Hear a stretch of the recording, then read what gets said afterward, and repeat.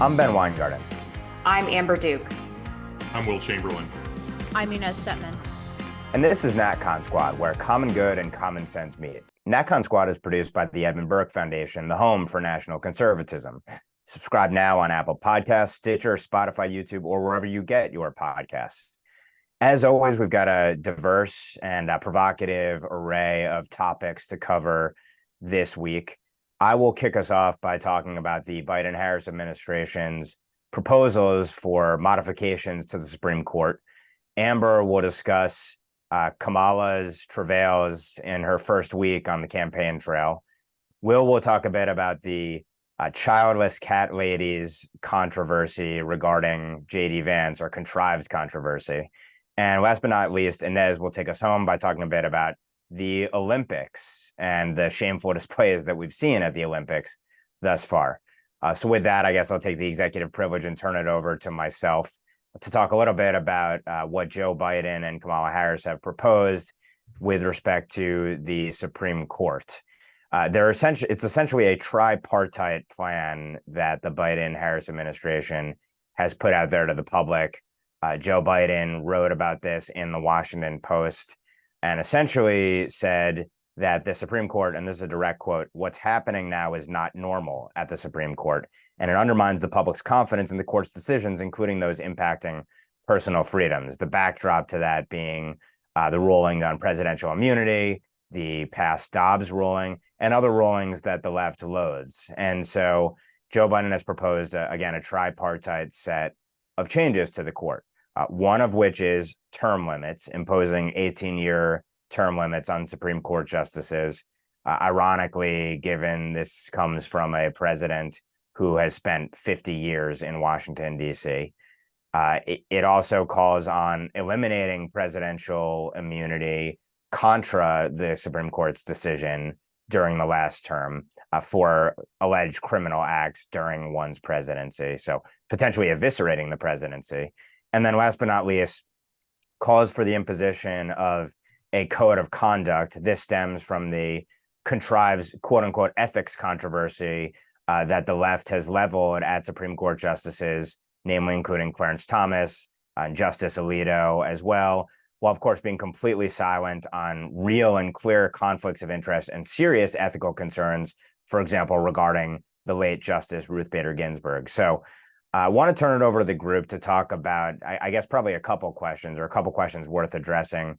One, what is the point of putting forth these proposals now? And two, given that they would be DOA, given the current composition of Congress, what's the there ultimately? Is this just about shifting the Overton window? Is it about election year politics, or is there something else at play?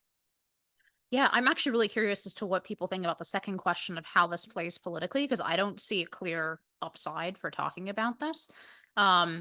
That being said, it's part of a much longer effort to do exactly what you said, Ben, which is shift the Overton window on the court, since the balance of the court has tipped away from the left. And we've been covering this on this podcast for years at this point, I think, starting with the earliest ProPublica stories about Clarence Thomas.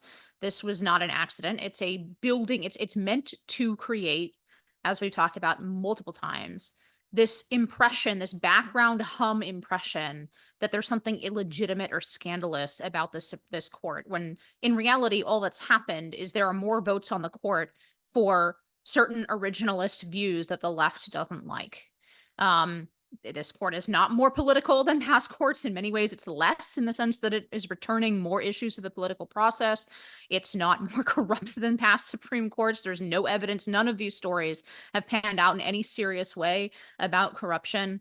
And of course, now I actually really liked Leonard Leo's response to the request for the code of ethics, that the court limit itself with this code of ethics, saying basically, yeah, the court should accept whatever code of ethics that Congress is willing to impose on itself, right? That this is a transparently political ploy. It's a political ploy about legitimacy of the court now that it's not handing down consistently left-wing decisions. And it does show the hollowness of the norms argument, right? The idea that the left is the party of normalcy, of protecting institutions and norms, as the second those institutions are not the hollowed out skin suit institutions that the left has managed to make out of basically all institutions of American life, that the one victory the right has had, and it's been something that's, a long-term and well-organized victory to actually shift the court back in our direction. The second that happens, all of those concerns about institutionalism and norms go out the window. It's purely a backwards-looking, pragmatic political argument. And the political incentive now for the left is to destroy the legitimacy of a branch of the US government. And just to put a fine point on it, this is the term limit proposal is unconstitutional without an amendment, right? It requires an amendment, unlike court packing, which is actually constitutional, even though it's wildly unpopular. This proposal to limit the court in terms that will require changing the Constitution and would require an amendment. There's very little chance that an amendment will pass, but that I'm really curious, actually, what you guys think like the political calculation is behind this, because it doesn't seem to me to be a play that really like helps the left politically. Yeah, I'm quite confused by it as well. I assume it's some sort of election year gamble of rolling the dice for some reason to try to tie conservatives to decisions coming out of the court, I guess. But yeah, it's bizarre. I don't think the average American is looking at the Supreme Court right now and thinking that there's some major legitimacy crisis. I think most Americans probably aren't thinking about the Supreme Court much at all. And even if we just go to this past term, right, we see that the majority of the decisions were unanimous or cut across partisan or ideological lines. There were very few decisions that came down that were just the conservative majority versus the liberal minority. And it seems quite obvious to me that if these changes were made, you would get a more political court, not a less political court, because you would have a president appointing 2 justices in one term. So if it's a 2-term president, they have the ability to appoint 4, because under this plan, they would get to name someone every 2 years. So you have this setup where the court could potentially change balance once every 4 to 8 years, which is not good, obviously, for continuity, for the sake of trying to have the court merely rule on the constitutionality of cases rather than rule by judicial fiat and actually enact policy itself, which is what the left would prefer. I just see all kinds of chaos being done by a president being able to appoint a new justice every 2 years in perpetuity. It seems like it does the exact opposite of what Biden is claiming that it would do. I think the politics of this are kind of, it's easy to forget that Joe Biden was actually running for president a month ago and in very bad shape. And he, I think, was this proposal had been in the works, clearly. Like, it's pretty well in terms of, the amount of work they put into it. It's pretty robust, which means that it was worked on while Biden was going through all the crap of the bad debate and the doubts about his legitimacy. So I think you have to, from the politics of it, it's the attempt to change the conversation to make it about something other than a senility. Now that's sort of dead in the water because he dropped out. But I think that was part of the push here. I also think it's a way to just activate their base. There's a big chunk of their base that is really, really angry with the Supreme Court and wants it delegitimized. They want to expand the court, or they want to pack it. They want the results they want. I mean, the consequences of this would obviously be dramatic. I don't think we're paying enough attention to the kind of people that Kamala would nominate as a potential Supreme Court justice. She hired Brian Fallon, the guy who was the head of the Demand Justice, a super far left Supreme Court advocacy group. They put out a Supreme Court shortlist. Some of the sterling names that he put out there as potential Supreme Court justices are people like Larry Krasner, the DA in Philadelphia, who's turned Philadelphia into a non-enforcement mess. He could do unbelievable damage if he were on the Supreme Court. This is a guy who could, is finding ways to not enforce laws against criminals. If he were on the Supreme Court and with a majority who agreed, he could write into the Constitution non-enforcement of criminal law, or basically make it very, very hard for local police departments to keep their cities safe. Kristen Clark's another name on that list. She's the woman who perjured herself a few weeks, actually not a few weeks ago. She perjured herself when she was nominated. She spent her time as Assistant Attorney General for Civil Rights doing stuff like prosecuting grandmothers praying in front of abortion clinics while not doing anything about vandalizing churches. There's other really, really terrible nominees. There's Catherine Lehman. She's the woman who is the architect of the terrible due process-free Title IX tribunals on college campuses. Those got tossed out by the Trump administration, but apparently the left and Kamala Harris apparently thinks she'd be a wonderful Supreme Court justice. There's just a list of really terrible people. So I think, in a world where they won big, I have no doubt that they'd do something like this to try and get these justices on the court. Yeah, I think it's a shrewd take. There's also probably an element to this of this is sort of window dressing for Joe Biden's legacy, that he put forth, this 3-part plan, and people will look back on it and say, he was a visionary on the left. Whether or not this actually activates people who wouldn't have otherwise voted for Kamala Harris, and now they're going to do so because this is the position on the court that the Biden-Harris ticket holds. And I doubt that plays. But I do think, to Will's point, this does animate a percentage of the left. It is worth noting, though, broader context, something that David Harsanyi of The Federalist tweeted about earlier today, and we're recording this on a Wednesday. Despite the withering assault that the left has engaged in against the Supreme Court, ironically, he points to a Gallup poll that finds 30% of Americans have a great deal or quite a lot of confidence in the Supreme Court. And another 31% say they have some confidence in the Supreme Court. By contrast, Congress, which would obviously be responsible for implementing this plan, has a 9% confidence rating. So the Supreme Court, despite all the information operation that has been waged against it really for decades, going back to Burke, is still way more popular than Congress at the end of the day. So unless there are any final parting thoughts on that, we can now turn it over to Amber to talk a little bit about Kamala Harris's events on the trail. Yes, this is Kamala's first full week on the trail since being pushed up to replace Joe Biden, and since receiving the coveted Michelle and Barack Obama endorsement.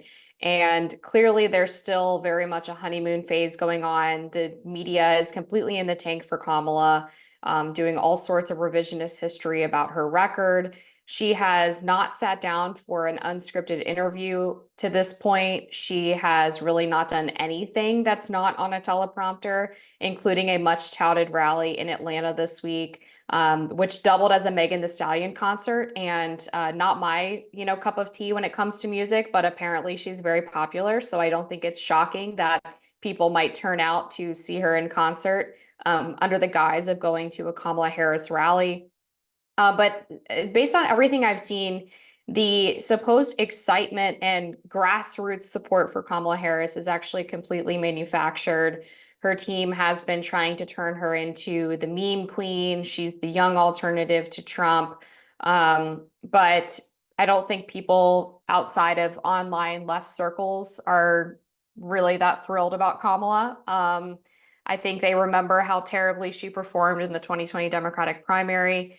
There's been maybe 1 out of a dozen polls that suggest that Kamala might be leading nationally by 1 percentage point.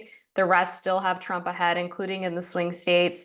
And this is after she received a generous post-announcement bump compared to where Joe Biden was. I think give it a couple of weeks, allow the Trump campaign and the Republicans to start defining who Kamala is, and those numbers are going to start to creep back down. But one specific part of her campaign launch that I wanted to get in with the group is the rewriting of her history as the border czar. We had outlets like Axios and CNN claiming that she was never the border czar, although those outlets used that term for her when she was named to the position in March of 2021 by the president. They say she was only tasked with helping with root causes in the Northern Triangle countries, which, even if you examine her record there, was a total failure.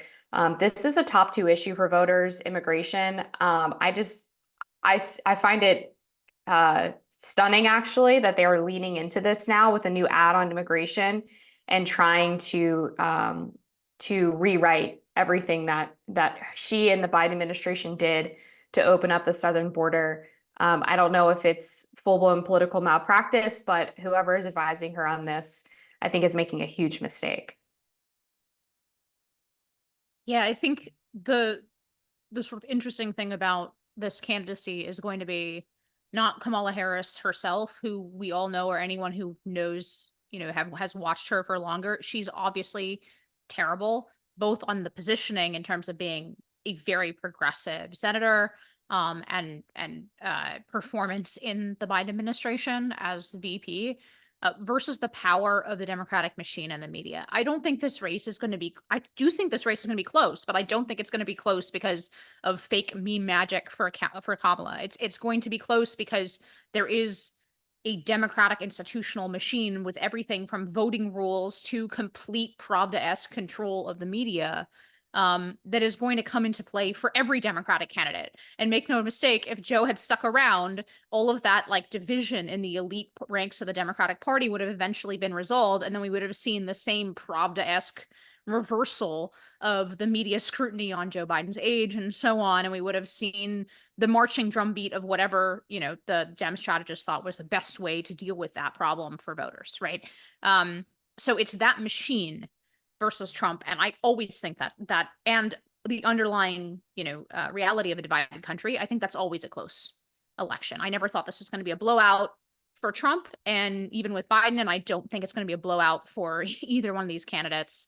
But that's what we're really fighting, is this multi-institutional machine, not anything specific about Kamala. I really think we have like mass amnesia about how bad Kamala Harris actually is as a politician. I had to cover, more's the pity for me, I had to cover the 2019 Democratic debates.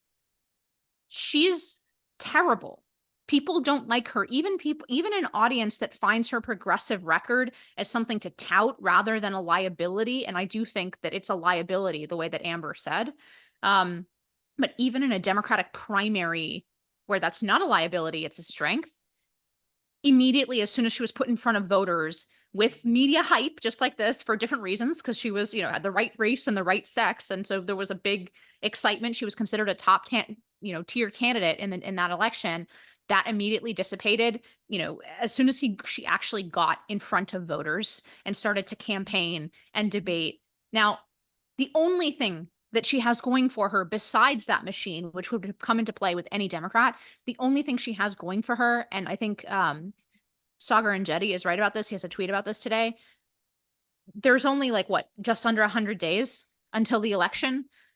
She really benefited from not having to campaign for 18 months, because the longer that she's out there, the less that the sort of media coverage can replace her campaign for her.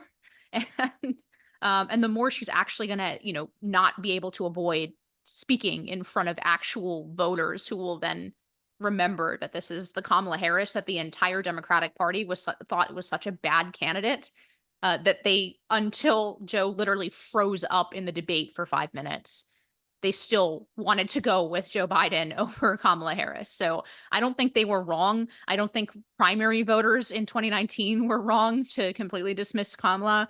And I don't think that the American voting public is going to find her a particularly compelling candidate.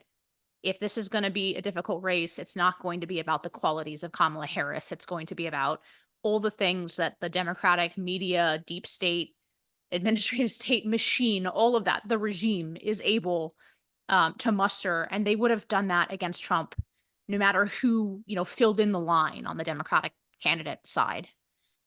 The DNC did a focus group, I think around the time they probably started thinking about replacing Joe Biden, to see about the popularity of Kamala Harris. And even their own voters were so turned off by her. They specifically cited her cackling laugh as something that they found quite disturbing. And then she has this history of taking the most progressive positions, as Inez mentioned, back in the 2020 primary, where she supported decriminalizing illegal immigration, giving free healthcare and public schooling to illegal aliens, banning fracking, putting in electric vehicle mandates, She wanted to get rid of ICE and compared it to the KKK. Like, all of these things are on record. There's a video of her saying all of them, and they're all deeply unpopular with the American people. Except now she has an ad out pretending to be a moderate on the border because she wants the bipartisan border bill. And now they're claiming that she supports fracking now. It's so unserious.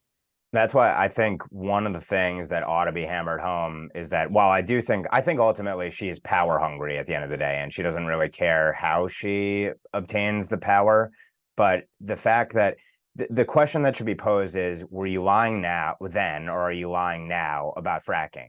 Are you now for fracking because you need to win Pennsylvania, so you're just a politician who positions yourself wherever you need to win? Or were you the environmental radical who wanted to destroy American energy independence? And is that who you truly are? I really think that the radically progressive is definitely one thing that's going to be hammered home, but another is ambitious and conniving, but also incompetent. And all of those things combined, plus the fact that once she's off teleprompter, she grates on viewers, and including those who would otherwise support her, I think is really telling. The last thing I'd say is totally agree with Inez's point that it's really about the regime versus Trump, more so than Kamala versus Trump. And in some ways, it doesn't even matter who the top of the regime's ticket is at this point. Just like they swapped Joe out for her, it's an avatar at the top of the party. It's notable that, and this kind of worked in their favor, to not expose Kamala for months and months. But I always thought that if they really wanted Kamala in as president, they could have forced Joe out at 2 years and 1 day into his presidency, because Kamala could have served for basically the last 2 years and still, under the Constitution, been allowed to be elected for 2 terms. She could have had nearly 10 years in office. The fact they didn't push Joe out, set aside, the stubbornness and the fact his family would have pushed against it, but the fact they didn't push him out until they absolutely had to at the end, had the effect of protecting Kamala from scrutiny and exposure. And so in a perverse kind of way, it actually worked in their favor because less chance of her star burning out quickly. But we'll see if that happens over the next few months. Yeah, I think, what you're seeing is the Democrats finally back in array, right? We joke about them being in disarray. They're never really in disarray when it comes to policy. They all agree, but they get in disarray when they have internal disagreement about what the best strategic path forward is to achieve their goals. And so that was the 6 weeks where you have after the Biden debate, or maybe 4 weeks or something. And you actually saw honesty from the media, where they're criticizing Biden, having real discussions and blah, blah, blah, blah. Now that's gone. The media is full bore behind Kamala, repeating DNC talking points like weird over and over again. And then complimenting themselves on how well the weird talking point is working when everybody normal is looking at them like, what? You're just forcing a meme. So I think that's what you're seeing. You're seeing the Democrats finally back in line. There's a lot of excitement because they are relieved. They no longer have a senile candidate. So anybody, again, everything's judged relatively. Even if Kamala was seen so horribly 4 years ago, now she is miles better than Joe Biden, who is unable to string a sentence together. So there are problems with Kamala. I'm sure the Trump campaign will highlight them. I still think we're probably the favorites, but not by a huge margin anymore. I think we were, big favorites over Biden. We're not big favorites over Kamala. And I think we're going to hopefully we're able to start pushing back.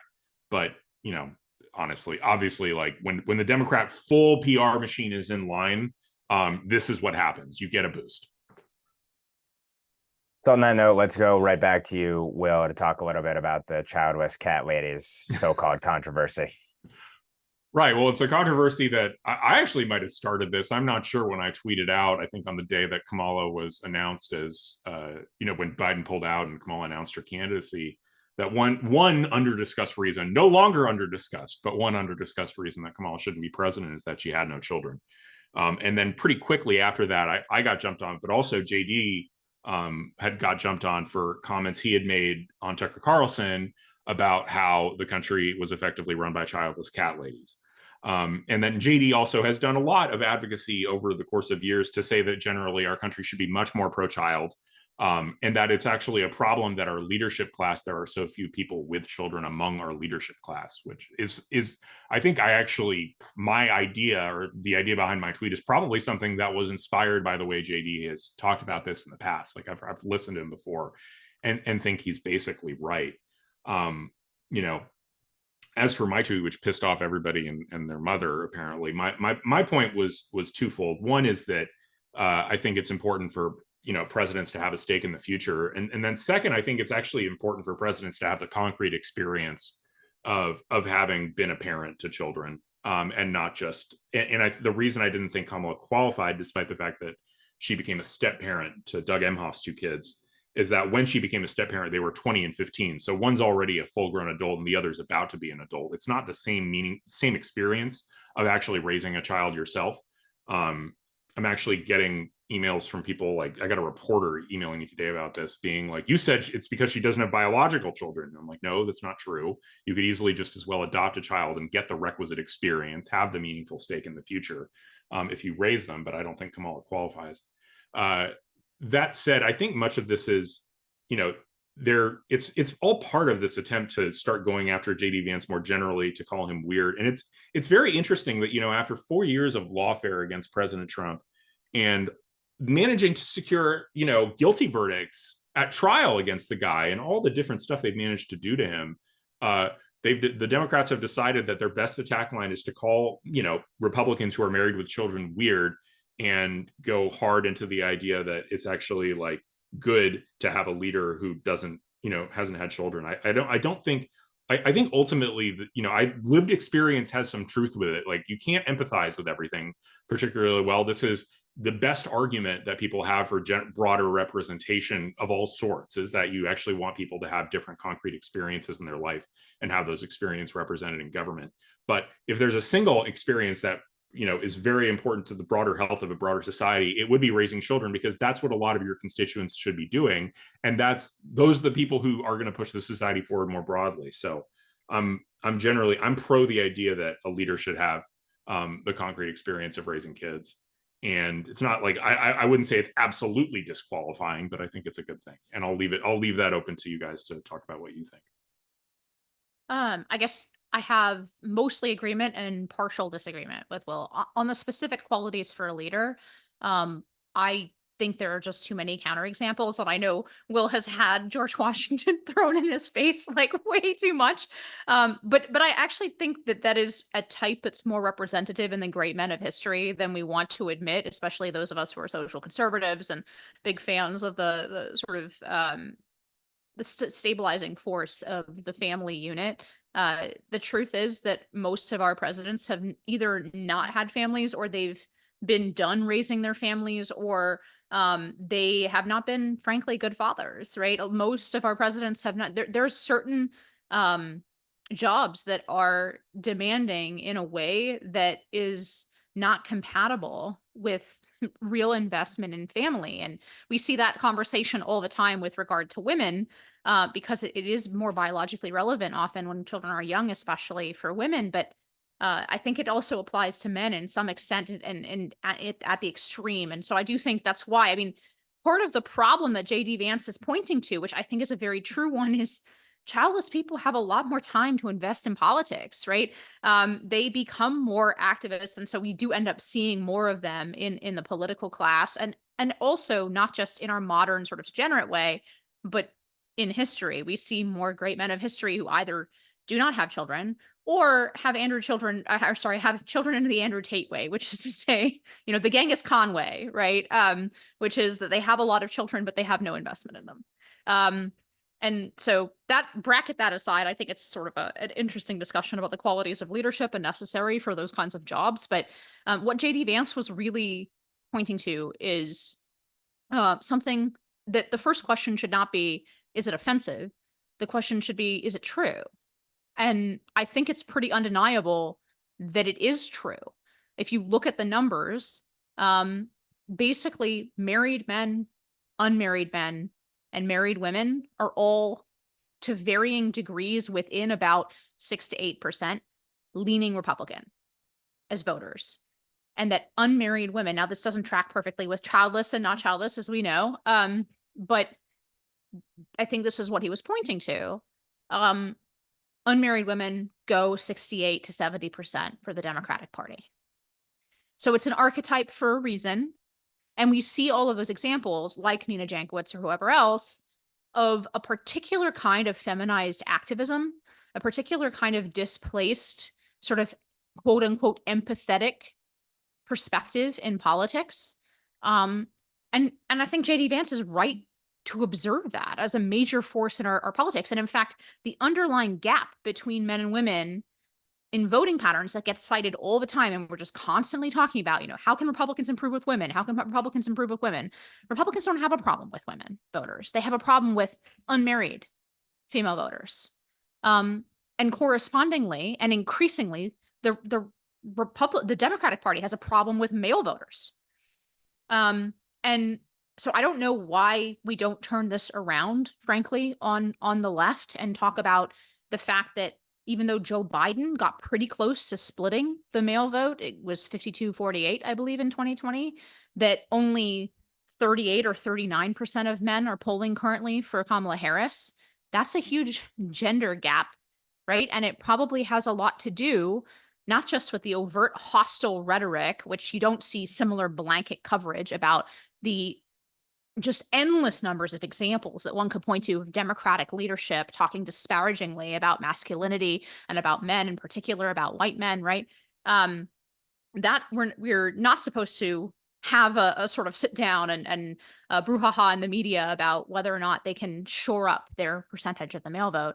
But also that we're simply, unfortunately, as fewer and fewer people form families, there is a real moderating effect in a good way of the male way of viewing the world and the female way of viewing the world that aligns those incentives within the family, both in a personal way, which is, completely individual, but in a political way that affects politics. And you see it in the numbers. You see how it affects, like, if you look at Gen Z, which is the most polarized and the most separate in terms of not having long-term relationships with the opposite sex, right? Low family formation numbers, all of those things.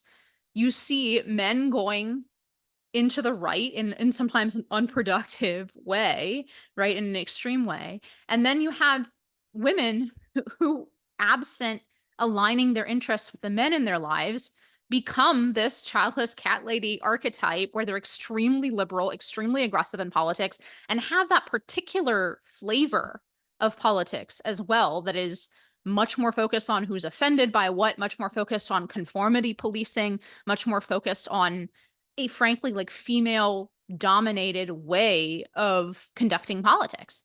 And I think those are all really fair things to talk about. I don't know if this is the best way to talk about it. I'm kind of tired of the idea that if JD Vance phrased this slightly differently, if he didn't use quite this phrase, that people wouldn't be offended. People are offended by the underlying truth of what he's saying, and it's an observable reality. And that's what this huge emotional response, I think, is actually coming from.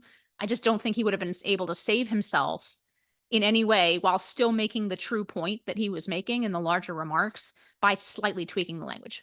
But even so, okay, maybe he'll tweak the language going forward or whatever, but this is going to be a relevant feature of our politics. The numbers bear it out, and the numbers bear it out that it's actually an increasing trend, not a decreasing trend. And we might see the most sexually polarized campaign in 2024 that we've ever seen, meaning Kamala will be full on appealing in a very feminine way. And the Trump campaign may be appealing to men in a very masculine way. And maybe that's just our future. If we look at Gen Z, it's just this very polarized gender politics. I would even posit that the bigger problem than just childlessness in general is the hostility towards children and family that is expressed by so many of these factions that JD Vance is talking about. I mean, we have not just women who struggled with fertility issues or didn't meet the right person and didn't get married and have children, but we have a large segment of women now who were pushed through third wave feminism, which was very prevalent when millennials were growing up, that career is more fulfilling than family. You can wait to have family. And there's frankly a lot of women who are very bitter about the fact that they waited too long and they couldn't make it happen, or convinced themselves that they were going to be happier if they were 45 years old and didn't have to find a sitter for the kids when they went on their annual cruise or their annual trip to Disney World. And they're realizing that that's not exactly the case. And there's just a lot of anger and toxicity among those women that is often directed at people who have created families that they will never have. And it's harsh, but it's 100% correct. And my one final point on this, because I know we're running out of time, but my friend Katrina had I thought, a really useful tweet in response to the Kamala HQ complaining about JD Vance saying that people who don't have children can increasingly become sociopathic or deranged.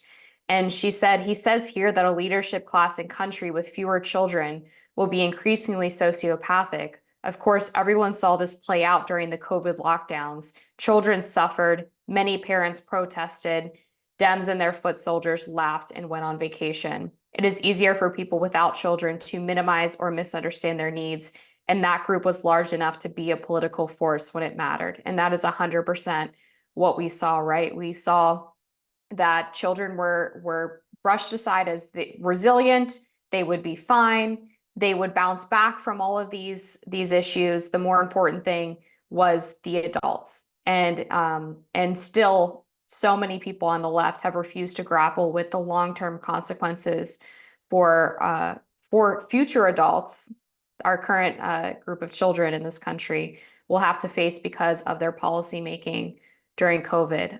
It's really a perfect example, I think, of everything that JD Vance is hinting at when he talks about the childless cat ladies phenomenon.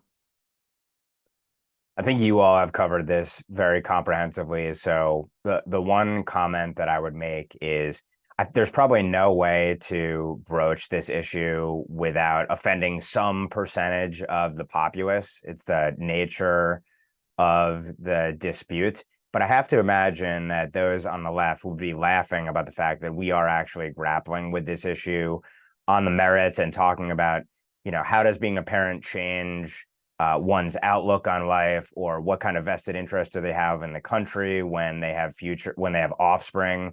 How does it sort of acculturate you, and what kind of skills and interests change based upon parenthood? I think it's very simple. The Occam's razor explanation for why this is a controversy is right in front of us, which is that Democrats want to activate a key cohort in their base, and they think that playing into the Republican war on women narrative and not, of course, dealing with any of this on the merits is a political winner. And at the end of the day, that is why they're going to keep hammering the message home.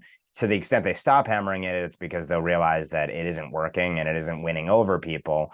But everything to me at this point is about crude partisan politics in the way of what it is that they use to try and pick apart JD Vance or anyone else. But I do think it's worth noting that they went here with JD Vance as opposed to anything related to the merits of his positions on myriad issues.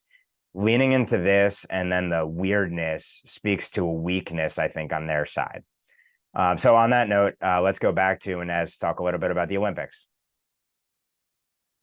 Yeah, this is obviously, I guess, I don't think this issue is, going to stay in the news, but it is sort of an interesting tableau, not to make too many puns about this, but the opening ceremony of the Olympics obviously had some content that was very offensive to believing Christians, and key point, kind of parody of the Last Supper, which if you actually look into a lot of this, the gaslighting after the fact that this was not supposed to communicate the Last Supper. I mean, I'm sure one of you guys will touch on this, but it's very unconvincing, not least because a lot of the references, actually the reason that a lot of the Dionysian references and the Bacchus references are made there, like most of those paintings and classical references in art and literature actually post-date the Christian perspective, even though Bacchus obviously pre-Christian.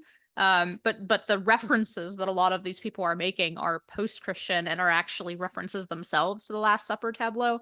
In any case, there's a whole classical conversation that is not what's being had right now around this part of the opening ceremony, which included this setup, not just in reference to the Last Supper, but these were like ugly fat drag queens doing the Last Supper. Bacchus himself, Dionysus, was a sort of tubby guy in a blue sparkly onesie in the middle of the table. And actually, to be a bit contrary, and I'm sure the rest of you can add in maybe the more religious perspective on this that I just simply don't have by virtue of not being religious. But to me, the larger problem with this is simply that it was ugly. And it was actually very Americanized. The French do have a long and proud or not tradition of blasphemy and finding a certain level of vulgar humor funny. Just, you don't have to look any further than the actual Charlie Hebdo magazine, who paid the price for not just blaspheming as is so easy to do against Christians, but for blaspheming against Muslims, and had their offices shot up and people killed. There is this tradition in French society, and I do think the opening ceremony should reflect something about the host country. But this did not reflect France. Of all the myriad sort of civilizational critiques one can make of the French and the French nation, a celebration of ugliness and obesity is not one of them. It almost seemed like the triumph to me of the American cultural empire, rather than something that was actually reflective, even if offensive and sexual, coming from legitimately a French perspective or something about the host country. And I think reacting too much to this sort of thing, to me, it smacks a lot of this imaginary perspective or psychological perspective that a lot of the left, especially in America, has, that they're still fighting the Christian moral majority, which they really weren't even doing in 1990.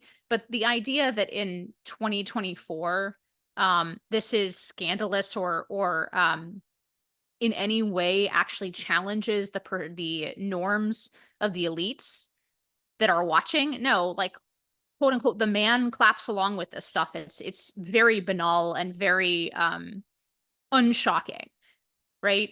To the people, the audience that it's aimed at. And there's a kind of faux persona that they're trying to get out of allegedly offending people. But the people this is geared towards are not offended by this. And the people who are offended by it largely don't have power. And so there's this like whole faux dynamic around fighting the man when you yourself culturally are the man, that I find kind of pathetic and not genuinely shocking in any way. But that being said, I understand that a lot of Christians found this actually offensive. So I don't know what you guys think about it.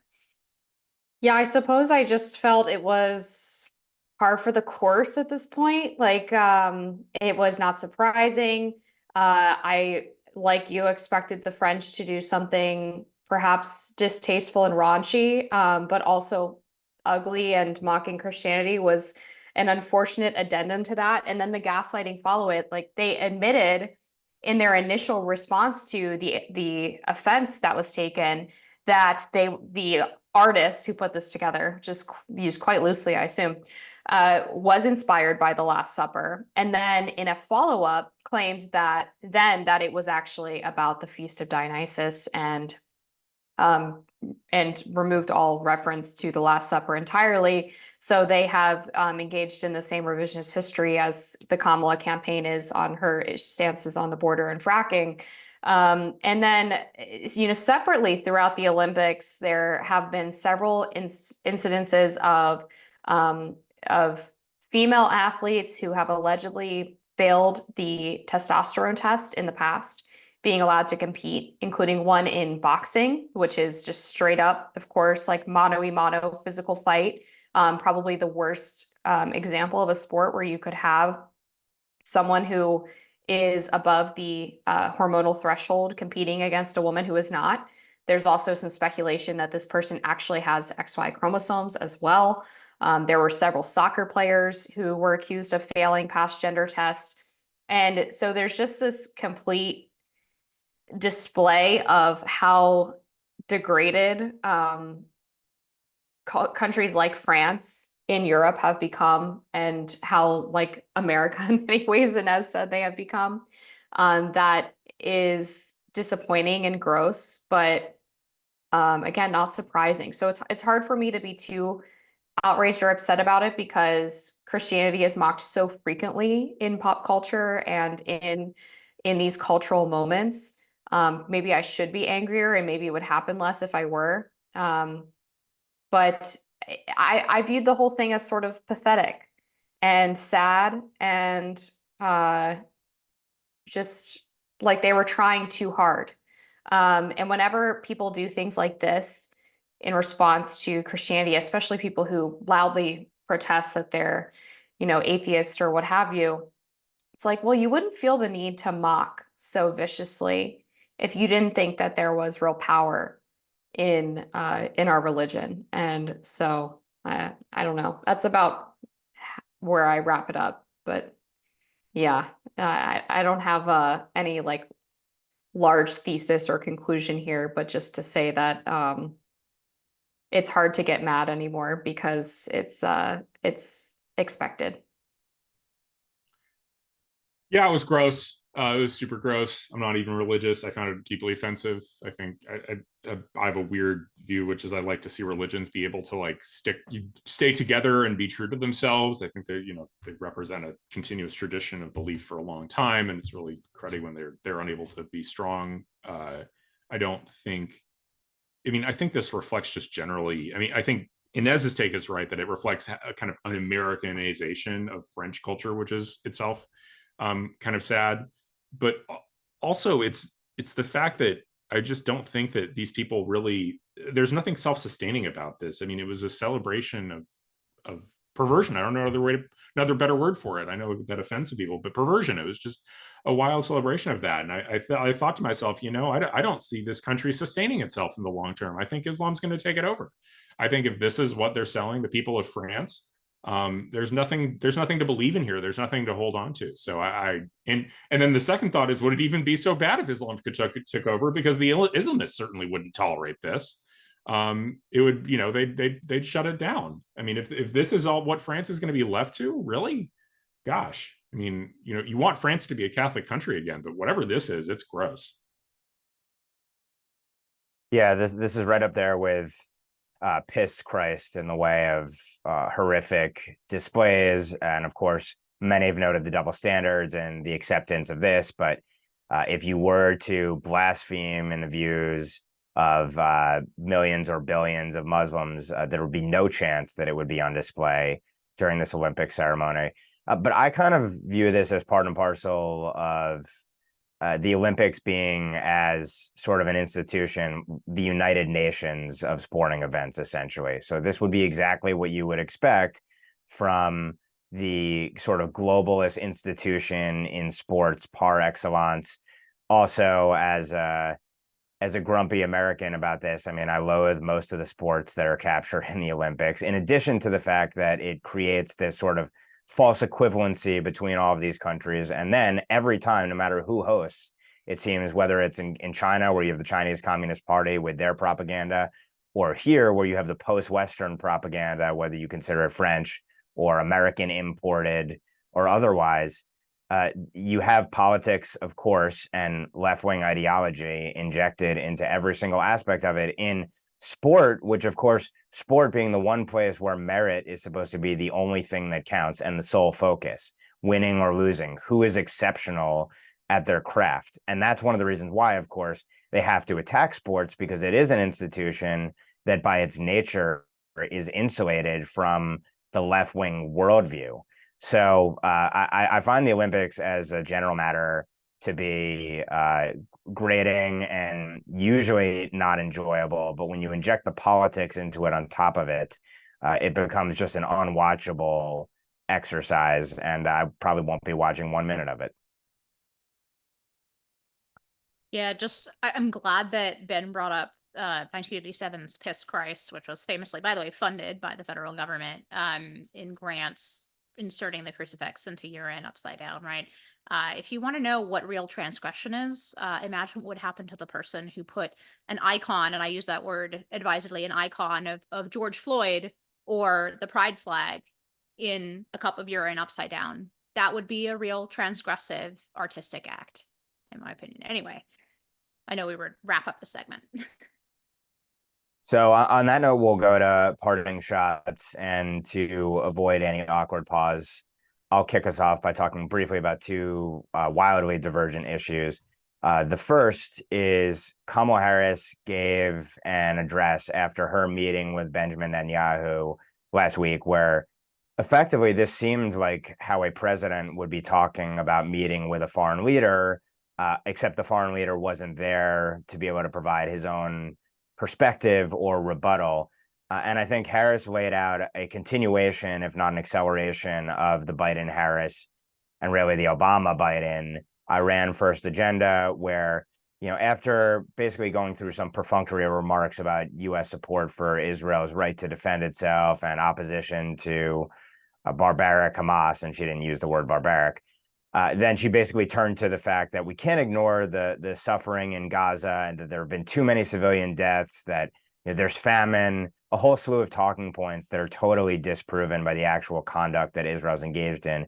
And then that Israel really has to engage in a ceasefire, and that the burden essentially is on Israel as if it's the aggressor in a conflict in which genocidal jihadists are from all around on 7 fronts are threatening to destroy the country. She pushes for a ceasefire where Israel would essentially not win, not finish the job, and destroy Hamas, reward Hamas ultimately with the creation of a Palestinian Arab terror state that would inflict October 7th in perpetuity.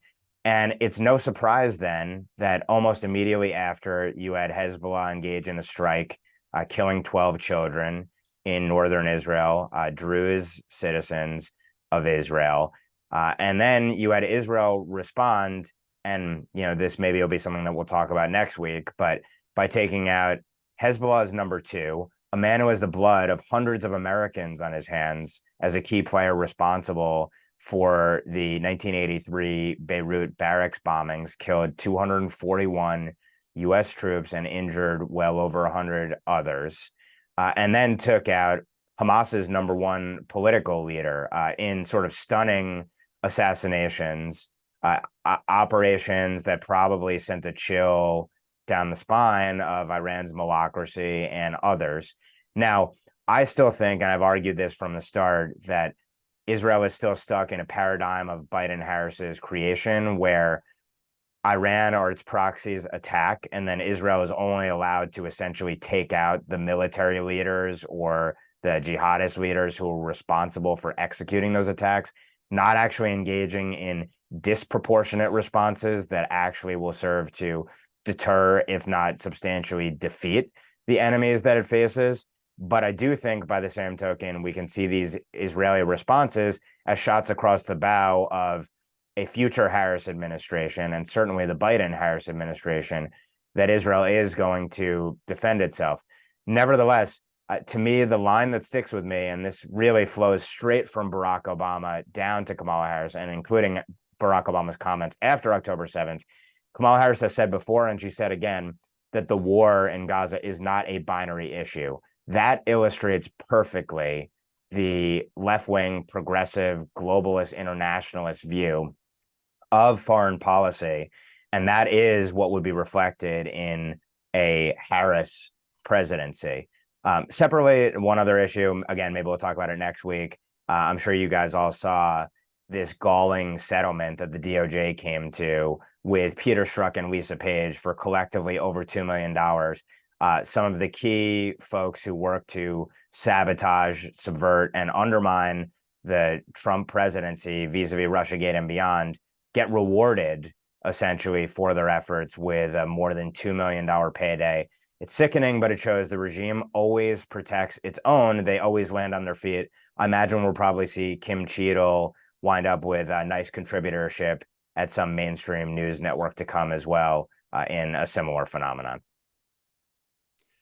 Yeah, I wanted to piggyback off of that. apparently three major assassinations in 24 hours. You had the assassination of a top Hezbollah commander, somebody who was responsible for a bombing all the way back in 1983 of Americans in Beirut. He was taken out by Israel.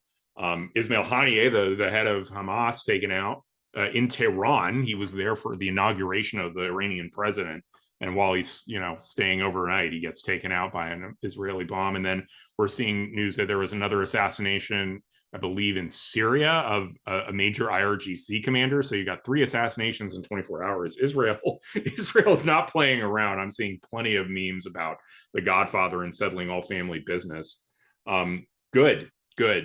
These people all deserve to go. Haniyeh in particular, what Hamas did was just so absolutely barbaric. I'm glad to see he's gone. And I think one of the things I realized is this has something to do with both Harris's hostility to Israel, but also Biden being a lame duck. I think the fact that the current sitting president is about to leave office in 6 months and is therefore probably not going to do anything dramatic in terms of changing policy, because it's unclear if the Democrats will even be in charge. We just know that it won't be Biden. I think Israel probably assesses that if there's a time to sort of do a lot of stuff and handle a lot of business, it's right now. One, because Biden is particularly weak as the president, but also because, Kamala has some reasonable probability of winning the next election, and her administration would almost certainly be incredibly hostile to Israel. So, if they're going to go ahead and take action, my suspicion is that they're going to try and do it now. And I expect this isn't the end of it. I think before the November election, we're going to see a lot more Israeli activity on this front. Yeah, I agree with that, almost in the reverse for other countries that are hostile to the United States, right? I think this is going to be an incredibly dangerous several months for the United States. If you're Israel, you're hedging against the bet of a Kamala presidency. If you're one of America's enemies, you're hedging against the bet of a Trump presidency and a potential return to some level of competency in the White House. And I think it's an enormously volatile period that's going to be a big opportunity for America's enemies. So I'm quite worried about, let's say, the next 6 months, at least before. Is that 6 months? Less than that, 4 or 5 months, not just until the election is held, but until the new president takes office, whoever that is. I think it's going to be a wild ride globally. Hopefully not, but there's definitely the opportunity for it to be. My final thought is simply something we didn't get to because we talked about the content of the childless cat ladies discussion during that segment, which I think is a discussion that needs to be had in our politics. But there's also just this straight political point, which is because we're seeing in reaction to this, not only per usual, the left attacks, right? But then a bunch of Republicans pointing fingers and being like, well, if JD Vance phrased this slightly differently, right? Then we'd be in a totally different position. He's the worst vice presidential pick ever. Even trying to float, BS sort of media storylines about replacing JD Vance on the ticket or whatever. And it is unbelievable to me that this late in the game, the idea that cringing in the face of media and left-wing attacks, as opposed to staring them down in the face and being defiant in the face of those kinds of attacks, is still a strategy that is deployed by the Republican consultant class. It doesn't work. It will never work. There was no VP pick that Trump could have made where the media would not have found something to clip out to try to run with as a narrative and to offend people with. This is going to happen to everyone. It happened to Mitt Romney over binders full of women. If lest anyone forget about that, we cannot get out of the loop of media attacks by cringing from them and moderating and trying to sound like a focus group, prepared robot every time a Republican is in public. That's not actually a good solution. And I thought that Trump had taught everyone that wasn't the case, but apparently there's still a huge part of the Republican Party that thinks that the response to the left clipping out allegedly offensive pieces here and there that any person in the public eye will have after years there for the taking is to pretend that that's the problem, right? Rather than the fact that the media is dishonest. Yeah, I mean, they are also actually lying about him. Like they're making up these bizarre couch stories that with literally creating fake From whole book cloth, pages. the fact that he's 5'7", which is Right. like easily checkably false. Right. It Right. just- And there are all sorts of like satirical Blue Anon accounts tweeting out fake quotes on a daily basis. I mean, it's just ridiculous. But my final thoughts are on the fact that as we record this podcast, Trump is on his way to speak at the National Association of Black Journalists annual conference, which has caused this big fight within the NABJ. Karen Ataya, who I believe was with CBS News, actually stepped down from the conference chairmanship because of her consternation over the organization platforming Trump, interviewing him. That's apparently a problem if you're a journalist now, because this is what the media activist class has become. Whereas Simone Sanders, a former spokeswoman for Kamala Harris, actually defended the decision to have Trump come and basically reiterated the idea that she believes the journalists who are going to be tasked with interviewing him are competent enough to actually challenge him on issues that people might have a problem with. Meanwhile, Kamala Harris herself is not attending the conference. She claims she has a scheduling conflict, so she will again go another day without being challenged by anybody outside of the words on her teleprompter. So I think this could be a very interesting moment for both campaigns, especially if Trump performs well. He's already, of course, pushing the narrative that his willingness to go into the lion's den, so to speak, is one of the reasons why he is performing better in polls with Black Americans than he has previously. And we will, of course, keep an eye on what exactly is asked during this. But the media meltdown aspect of it is just absolute chef's kiss with people whose literal job it is to ask questions of people in power, abdicating that responsibility because they're afraid of platforming the leading presidential candidate right now. With that, on behalf of Inez, Amber, and Will, thanks for tuning in. I'm Ben Weingarten. We'll see you at the next NatCon Squad.